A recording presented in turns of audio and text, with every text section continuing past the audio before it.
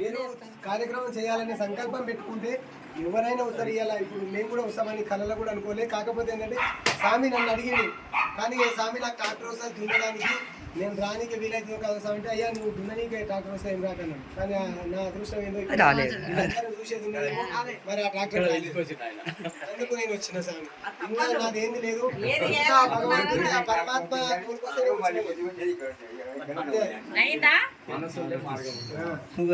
గురువు ఇప్పుడు ఆమె శిశురాలు మేమంతా ఒక్క వర్గమే అన్నట్టు, అంతా ఒక్క కుటుంబమే. ఆ స్వామికి పుత్రులం అన్నట్టు కదా.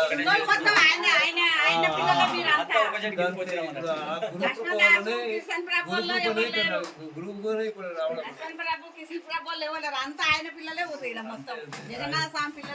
అందరు మన పిల్లల నేను కొత్తగా ఉన్నాయి జనా సాయి.